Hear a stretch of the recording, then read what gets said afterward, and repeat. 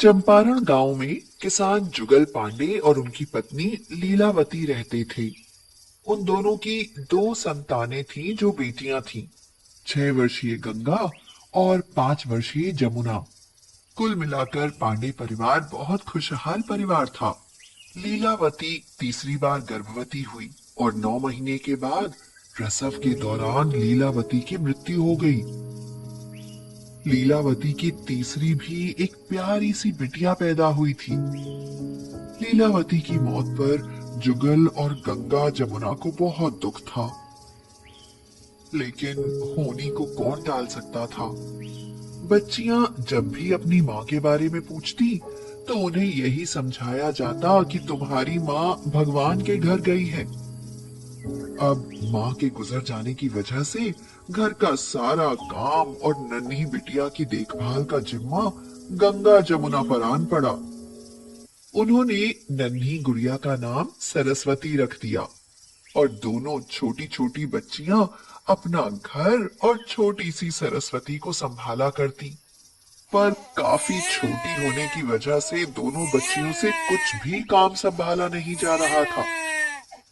ऐसे में एक दिन पड़ोस में रहने वाली बिमला मौसी उनके घर आई और जुगल से बोली, बेटा, इस तरह से कैसे पालोगे अपनी तीनों नन्ही बच्चियों को? तुम अभी जवान हो।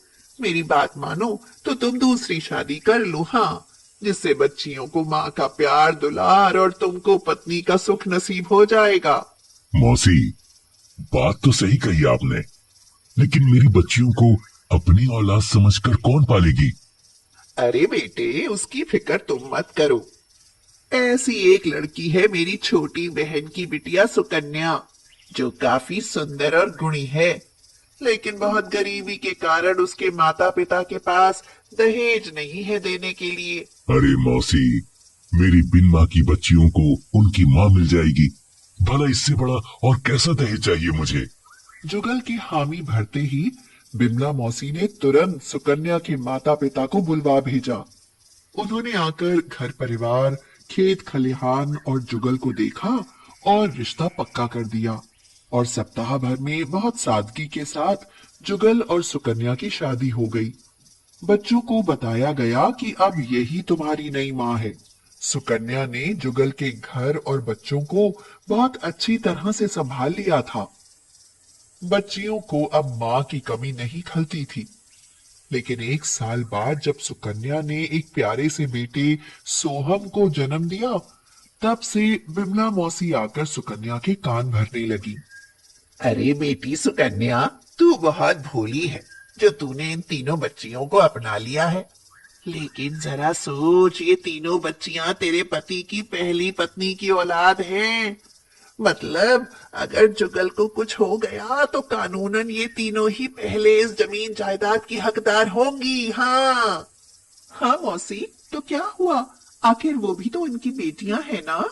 अरे मेरी भोली बहना, वो सिर्फ बच्चियां नहीं, बहुत शातिर बच्चियां हैं।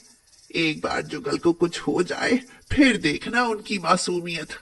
अरे मुफ्त में अपनी परवरिश और घर का सारा काम तुझसे करवा रही है, और बड़ी होकर सबसे पहले तुझे और तेरे बेटे नन्हे सोहम को ही घर से धक्के देकर निकाल डालेंगी। देख लेना। हाँ। ओ, ऐसा तो मैंने कभी सोचा ही नहीं था। लेकिन अगर ऐसा था तो मेरी शादी आपने इस घर में क्यों कराई? अब मुझे क्या पता था कि तुम मेरी गाय हो जो बिल्कुल नाक की सीध पर ही चलती रहोगी। मौसी, अब क्या होगा?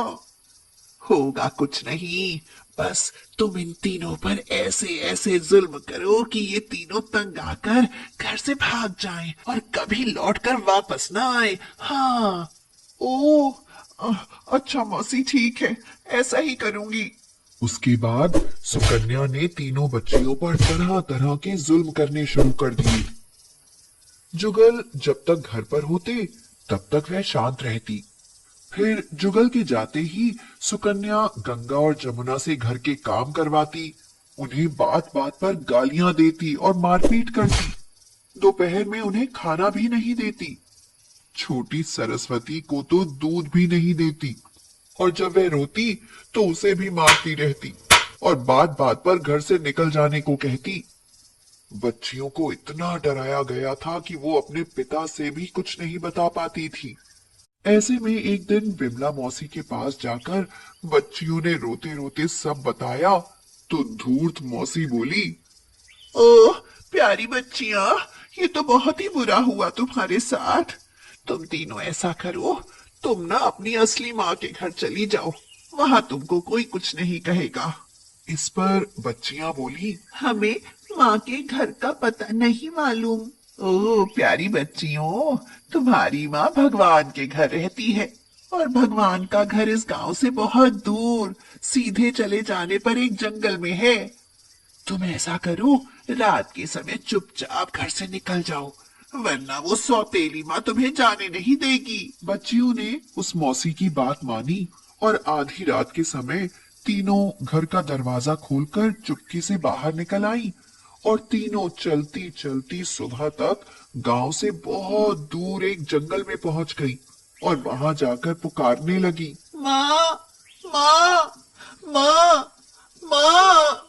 उन्हें बहुत प्यास और भूख भी लगी थी। उनकी बुरी हालत देख और पुकार सुनकर वन देवी उनकी माँ के रूप में प्रकट हुई। बच्चियों को स्वादिष्ट भोजन खिलाया और उनसे सारी बात पूछी और उन्हें समझाया, देखो प्यारे बच्चों, इस तरह से अपने घर से बिन बताए नहीं भागना चाहिए। मैं तो तुम्हारे साथ वापस नहीं आ सकती, लेकिन मैं हमेशा तुम्हारे आसपास रहूंगी। पर तुम अपने पिताजी को छोड़ आए हो, यह बहुत गलत बात है। वो तुमसे बहुत प्यार करते हैं ना, इसलिए ऐसा दोबारा कभी मत करना। फिर वन देवी ने एक जादुई आईना गंगा के हाथ में देते हुए कहा, मेरी बच्चियों, ये जादुई आईना तुम्हारी हर समस्या का समाधान करेगा। बस तुम इसे अपने घर की दीवार पर टांग देना। बाकी जब भी तुम्हें अपनी इस माँ की याद आए तो इस आईने में देख लेना, तुम्हें मैं दिखाई दूंगी। अच्छा, अब तुम अपनी आंखें बंद करो। जब गंगा, जमुना, सरस्वती ने अपनी आंखें बंद करके खोली तो उन तीनों ने अपने आप को चंपारण गांव के अपने मकान के द्वार पर पाया, जहां उनके पापा बेहाल से बैठे उनकी प्रतीक्षा कर रहे थे। जैसे ही तीनों बच्चियों पर उनकी नजर पड़ी, वो दौड़कर उनके पास आए और तीनों को गले से लगाकर बोले, मेरी नन्ही राजकुमारियों, तुम बिन बताए कहाँ चली गई थी? पता है, मैं तुम तीनों को पूरे गांव में ढूंढ कर आया हूँ। दोबारा कभी ऐसा मत करना, समझी? तीनों बच्चियों ने पापा से माफी मांगी और फिर घर के अंदर जाकर गंगा ने वह जादुई आईना मकान की दीवार पर लगा दिया। सुकन्या और बिमला मौसी उन तीनों को देखकर तिलमिला उठी। सुकन्या ने मन में सोचा, आज इनके पिता को काम पर जाने दो, फिर देखती हूँ इन नास बेटियों को। कमबख्त फिर से आ गई मेरी छाती पर मूंग दलने। थोड़ी देर बाद जुगल काम पर चले गए। तब सुकन्या गुस्से से चीखी, तुम लोग जब घर से भाग चुकी थी तो वापस क्यों आ गई? रुको, अब भी तुम्हारी मरम्मत करती हूँ। कहकर जैसे ही सुकन्या ने लकड़ी का डंडा उठाया तो सामने दीवार पर टंगे आईने से दो हाथ बाहर निकले और उन्होंने सोफा पर खेल रहे सुकन्या के बेटे सोहम को उठाया और आईने के अंदर ले गए। यह देख सुकन्या डंडा फेंक कर उस आईने की तरफ दौड़ी और बोली, ए, कौन हो तुम? मेरा बच्चा वापस दो। सोहम, हाय मेरा बच्चा।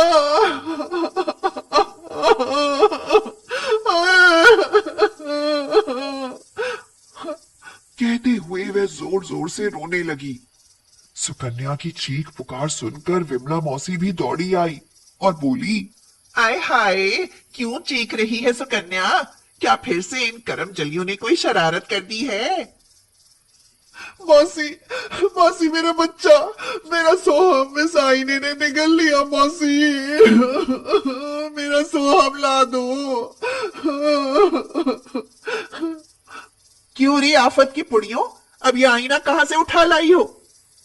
मौसी का इतना कहना था कि जादुई आईने में से एक डंडा निकला और मौसी की जोरदार धुलाई शुरू हो गई।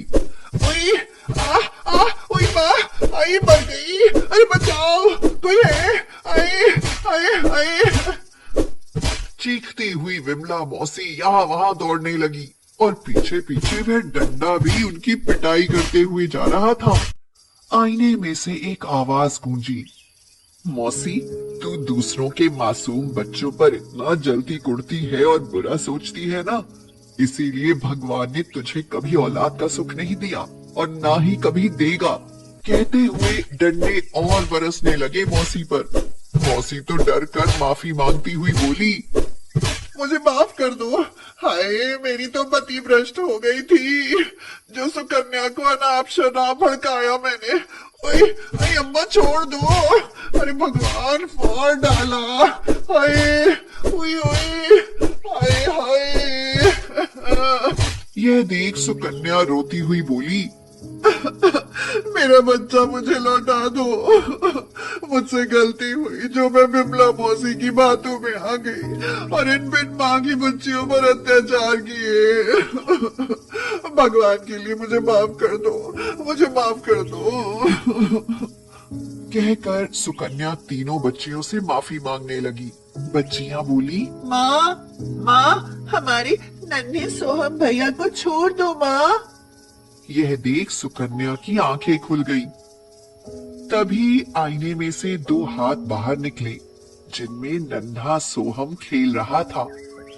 आवाज फिर से गूंजी, देख सुकन्या, तुम्हारा बच्चा पल भर को जुदा हुआ तो तुम्हें कितनी तकलीफ हो रही है ना। वैसे ही ये तीनों मेरी बच्चियां हैं, तो सोचो मुझे कितनी तकलीफ हो रही होगी इन पर तुम्हारे अत्याचार देखकर। यह सुन सुकन्या और बिमला मौसी ने कान पकड़कर वादा किया, आइंदा कभी भी किसी के साथ बुरा सलूक नहीं करूंगी और तीनों बच्चियां गंगा, जमुना, सरस्वती को अपने बच्चे सोहम के बराबर प्यार करूंगी। बस फिर क्या था, उस दिन के बाद गंगा, जमुना, सरस्वती की सारी तकलीफें खत्म हो गईं और उन्हें माँ बाप दोनों का भरपूर प्यार मिलता रहा।